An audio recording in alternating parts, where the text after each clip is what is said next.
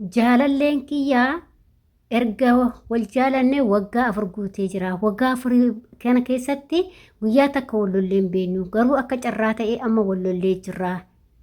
Erga wal lolleen booda immoo yeroo wajjiniin wal jirru sana osoo wal lolleen duratti qaama koo baay'ee viidiyoodhaan kan waraabametu bira jira. Ani garuu qaama sanii obboleettii keetitti erga jedhee na doorsisa yeroo baay'ee. Ani fi jaalalleen kee waggaa 4 sun addaan baanee jirra jetti obboleettiin keenya tokko. Ashamaa akkam jirtu hordoftoota kabajamtoota koo nagaa keessanii nagaa kooti galata waaqayyo. Isinillee baga nagaa taatan baga jiraatan jecha egaa warri mana kanaaf haarawaa taatan immoo subscribe gochuudhaan maamila keenya ta'a isin jedha. Egaa obboleettii keenya tokko seenaa hedduu gaa'ee garaa nama nyaatudha. Seenaa kanarraa waan barattu yaada. Egaa obboleettii keenya tokkotu maal jedhe seetanii obbolee hiriyaa yookiin immoo jaalallee osoo maatiin isaanii hin beekin jechuudha kan waliin jiraachaa turan akka waggaa 4 kana jechuudha. Waggaa 4 kana keessatti hedduu jaalatti ishiinis inni immoo yaa'u kaadhiirri baay'ee sin jaaladha jedhee si himuu baatu waan garaagaraa sitti yaaduu danda'a waan ta'eef ishiin garuu baay'ee hedduu jaalatti. Egaa hiriyaa kana immoo erga baay'ee jaalatteen booda mucayyoon kun yeroo jaalalaa waliin jira sanitti baay'ee laayivii baay'ee dabarsan jechuudha. Viidiyoo walirraa waraabbachuu akka gaanitti viidiyoota hedduudha kan ishee irraa waraabbatee qabu jechuudha hiriyaan ishii kun. Erga viidiyoo kana irraa waraabbatee qabaateen booda immoo jarattiin kun akka carraa ta'ee akkuma jaalalli jirtu jibbi jirti. Ijoolleen kun lamaan kaa wal dhaban. Wallabbiin jidduu isaaniitti erga uumameen booda immoo maal jedhaani viidiyicha kee kanani obboleettii keetitti ergaa jedheeti mucayyoo kana immoo amma doorsisaa jira jechuudha sa'aatii kana keessatti. Waan baay'ee garaa nama nyaatudha. Dhugaa rabbii ilmi namaa gaafa si jaalatu waan baay'ee bakka waan miira keessa si galchee waan hedduu si keessa galche garuu gaafa si jibbe immoo akkana si godha jechuudha. Kanaaf viidiyoon kun walumaa galatti ilma namaa kabiyyuu na jaalata jettee akka yaadu kun na jaalata jettee waa hunda waliin ta'in obboleettii koo ishee mana arabaa keessa jirtu ishee gola ormaa keessa jirtu. Namni tokko eeyyan sitti fakkeesse jechuudha. Nuti shamarranii akkuma qalbiin keenya rarra'u akkuma harmi keenya rarra'u qalbiin keenya rarraati jedha Oromoo. Kanaaf nuti akkasi qalbuma keenyatu dhiiduma hunda faana rarraati. Innis sin jaaladha siidoo si kofee dhugaa nutti fakkaata. Garuu wanti kun dhugaa miti. Sini galee kanaaf wanti calaqqisu hundi jechuudha. Wanti calaqqisu hundi warqii miti. Sini galee maaliif aartee warqii fakkaatu hedduutu jira waan ta'eef. Akkasuma immoo namni sin jaaladha jedhu hundumti jaalala dhugaa siif qaba jettee obboleettii koo duukaa hin deegin. Obboleettii koo ishee mana madaamii jirtu. Namni hundi na jaalata jettee qaama kee akka waraabsisne.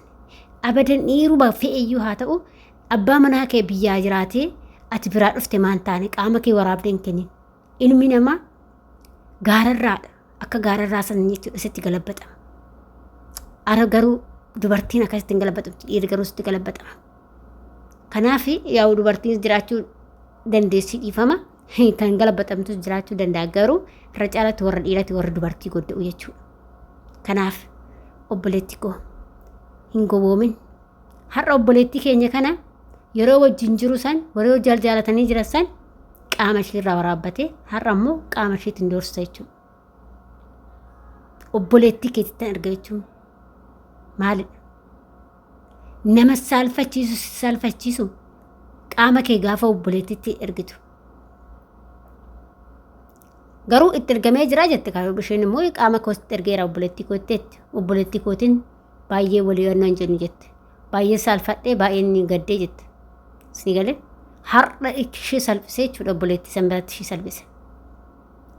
Kan doorsisaa ba'een ergee jira. Yeroo baay'een doorsisaa oduma akkas godhu immoo qaama san obboleettii isheetti erga jechuudha viidiyoota ishee isa bira jiru san jechuudha. Kanaan booda immoo mucayyoon kun hanga duraa irraayyuu mucaa kana jibbaa dhufte baay'ee jibbaa dhufte.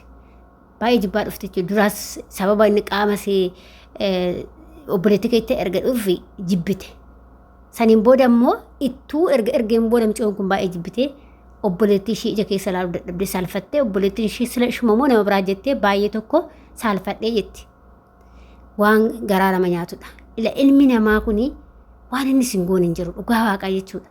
Lakki obboleewwan koo shamarranii keessattuu isiniif dhaamsi kun of eeggadhaa hanga fe'ellee abbaa fe'ee na jaalata jettee qaama kee waraabdeetti ergin.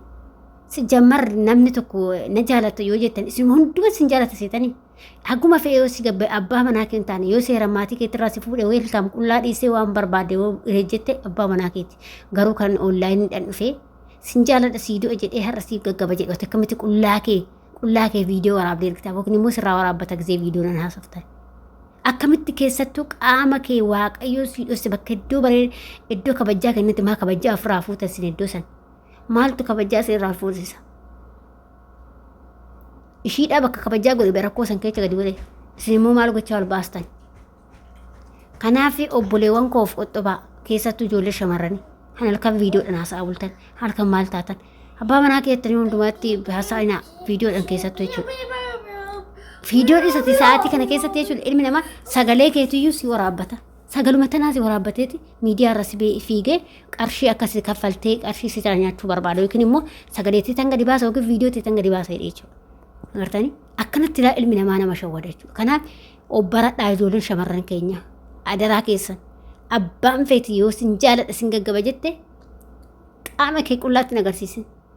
Si jammar mataa keetutti nagarsiisin. Yooma itti haasofte akka barbaadetti taase viidiyoo keetu mataa teetu shaati uffadhu. Beeqa. Maali ka viidiyoo nu wajjin haasa'u abbaa manaa koo ta'e malee maali wanni viidiyoo nu wajjin haasa'u. Si jammar viidiyoo haasa'uu miti isuma wajjinuu haasa'uu nama sa'aatii kanatti yoo barbaadde varajistii keetiin qadhu malee sa'aatii qabdutti dhiira wajjin sa'aatii kee hin gubin. Homaa siin godhu dhiirri sa'aatii kee itti gubsiisuu malee waan hin beekneef tanaan duraayyuu sa'aatii itti gubne warra dhiira itti anu fi kiyyaa akka ofii keessatti waaqa dhiifa naa godhu kanan duraaniyyuu ijoollee dhiiratti sa'aatii koo gube. Maaliif amma sa'aatiin kun nan geessu jechuudha. Sa'aatumni kan nan geessu maaliif waan garagaraa kaayyuu garagaraatiin qaba waan ta'eef miidiyaa garagaraa laalame ta'eef sila ta'eef jechuudha.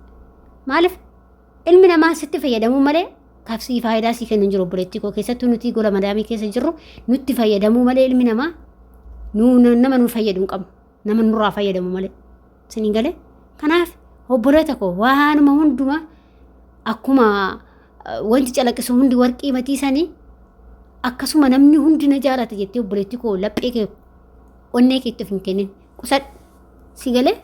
Kanaaf of eeggannoo guddaa godha ijoollee shamarran keenya adaraa keessan ishee gola madaamii jirtan kan akka kootii sirriitti of eeggadhaa waaqayyo sinaa eeguu kan nagaan isin baase nagaan nu galchuu hunduma keenyayyuu ilmi namaa waan namarratti hin raawwanne jiru har'a obboleettii keenya kanarratti kan kana raawwate kunis takkuma ilmi namaa garaagarummaan qabu bar sunis boroo akkasuma nama godhaa san jiratti ilaalee jechuudha. Kanaaf of qusadhaa haga danda'ametti of qabachuu yaada. Qaama keettis qabadhu qarshii keettis qabadhu maali kan qaama keetti agarsiistu. Safuu ofii eeggachuun si kabachiisa malee si salphisu. Garuu gaafa safuu kee eeggatte immoo si salphisa jechuudha. Gaafa immoo safuu kee eeggatte si kabachiisa malee si salphisu. Akkasuma qarshii keessas gaafa qabatte si kabachiisa malee si salphisu si galtee. Kanaaf waa hundumaayyuu ofii keessanii ofitti garagaraa ofii yaadadhaa. Ijoollee shamarran mana madaamii ofii yaadadhaa abboo nama qofa yaadachaa jirra malee nuti ofii keenya ofii yaadachaa jirra of gannee jirraa bar. Of gannee jirraa anarraa kaasee of gannee jirra. Sababa of gannuu maal beektani namaaf arjoomna yeroo baay'ee namaaf yaanna namaaf kana goona obboleessa kiyyaa obboleettii kiyyaa jenna malee ofii kiyyaa kanan godhadha hin jennu bar nuti. Garuu of yaadachuu qabdan bakka eenyumaayyuu jechuudha.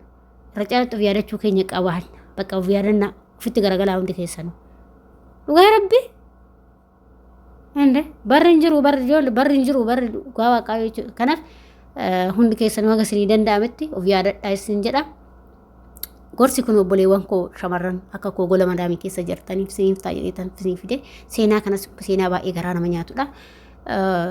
Dhugaa ilma namaan amaninaa isin jechuu barbaada walumaa galatti hanga viidiyoo biraatti walitti deemnutti viidiyoo kana turtii gaarii isin jedha. Akkasuma yaada fi qeeqoo qabaattan immoo koomentii irratti barreessuu hin dagatinaa isin jedha. Obboloota koo waan beeknu walirraa baranna isin jedha. Adaraa keessan dhiira fi shawwadamina abbuma fedheeyyuu haa ta'uyyuu dhiira fi shawwadamina obboleettii koo ishee mana madaamii keessa jirtu isin jechuu jaaladha. Hanga viidiyoo biraatti walitti deemnutti viidiyoo kanaan turtii gaarii.